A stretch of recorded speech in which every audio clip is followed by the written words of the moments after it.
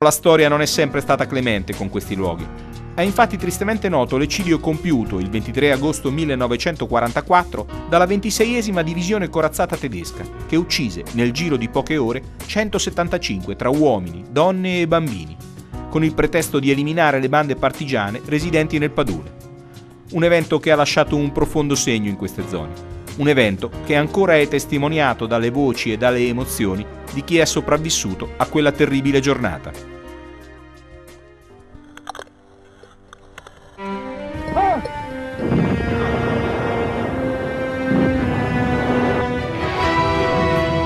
In quel periodo che c'era l'occupazione tedesca, gli uomini erano tutti in padule, cioè nel padule di Fucecchio.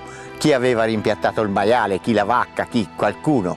La mattina del 23 agosto nessuno sapeva di questo fatto. Chi ebbe fortuna di rimanere a guardare gli animali in padule o che per fortuna era da un'altra parte, bene, quelli che trovarono in casa e non riuscirono a rimpiattarsi, diciamo così, li portarono fuori e li fucilarono, tutto qui. Qualcuno lo mandavano, ci si divertivano, lo mandavano fuori quando arrivava a distanza giusta, poi lo ammazzavano.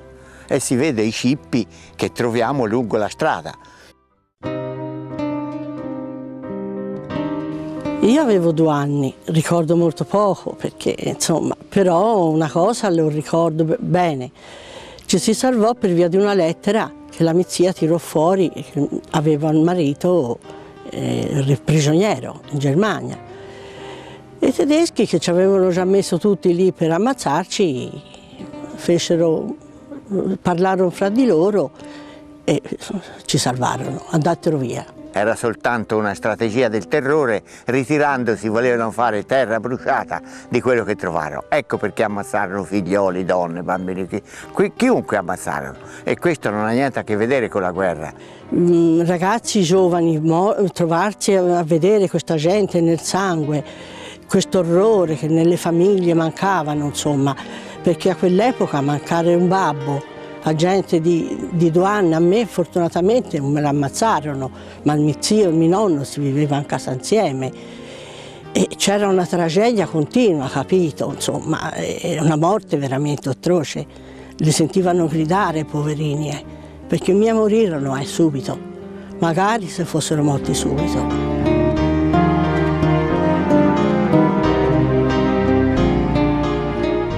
Avevo neanche 5 anni, mi ricordo che il mio nonno si fece vedere alla finestra, la portarono fuori, lo misero al muro. Poi alla famiglia, alla porta accanto, uscì fuori un ufficiale che aveva fatto colazione. Mi si racconta che lo guardò e poi disse: è troppo vecchio, e lo ributtò in casa, ecco. Il mio babbo, essendo che sentiva il fratello, il babbo, lo zio, e il cugino, un cugino di 18 anni, poverino, che gridavano nella fossa dove ha visto dove ci sono le lapidi ora, non potendo fare nulla perché lui sarebbe voluto uscire, andare, ma se lo immagina lei, se riconosceva le voci del babbo, dei parenti. Dopo 10 anni morì, che non so di che malattia.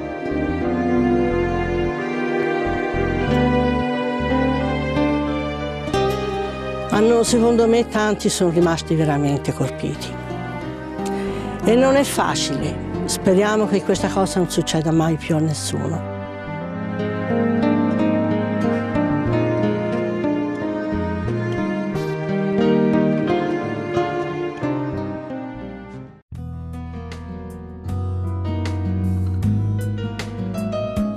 Dopo aver passato una giornata a caccia in queste splendide zone vogliamo conoscerle un po' meglio. Allora, che cos'è esattamente il Padule di Fucecchio? È un'area che essenzialmente attualmente riceve acqua dai maggiori corsi d'acqua appunto della Val di Nievole. È un'area particolare perché è un'area umida, un'area bonificata nel tempo perché nel 1800 qua era praticamente tutto un lago e l'acqua che si riversava dall'Arno praticamente a monte faceva da questa cassa di espansione praticamente. Creando allora anche dei problemi di tipo sanitario. Certo, infatti lo scopo dell'inizio della bonifica è stato proprio questo, quello di rendere salubre quest'area e poi negli anni praticamente tutti i lavori sono stati, diciamo, completati. Ecco, il Consorzio di bonifica del Padule di Fucecchio, oltre ai propri compiti istituzionali principali, che sono quelli del effettuare lavori di manutenzione ordinaria sui corsi d'acqua, appunto pubblici e non, opera, diciamo, interventi di manutenzione anche nell'area del Padule di Fucecchio. Quanto è grande quest'area complessivamente? Quest'area sono circa 25-30 ettari. Riveste, diciamo, un'importanza fondamentale perché appunto fa da cassa d'espansione per tutti questi corsi d'acqua, che poi con un unico emissario il deflusso, diciamo, avviene tramite quest'unico emissario che si trova naturalmente a sud fino ad arrivare in Arno, che è il canale maestro, canale Usciana. Quali sono i lavori che effettua il Consorzio di bonifica regolarmente? Quali sono le attività che svolgete? All'interno noi facciamo lavori di manutenzione per rendere fruibile poi alle visite guidate che vengono fatte all'interno di queste aree.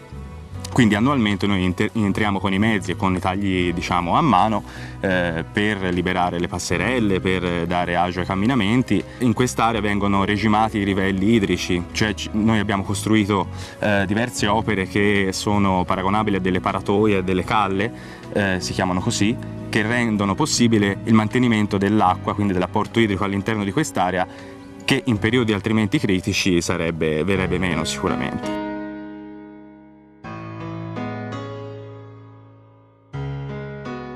E per continuare a parlare di questo splendido territorio incontriamo Luigi, un fotografo appassionato di queste zone del Padule. Ci vuoi raccontare un po' che cosa si può vedere qui in laguna? Si possono vedere tante specie di uccelli, a partire dai germani, le alzavole, i fischioni, i codoni, le marzaiole. Ovviamente magari ognuna ha un po' il suo periodo. Ci sono alcune specie che si possono vedere, diciamo, quasi tutto l'anno.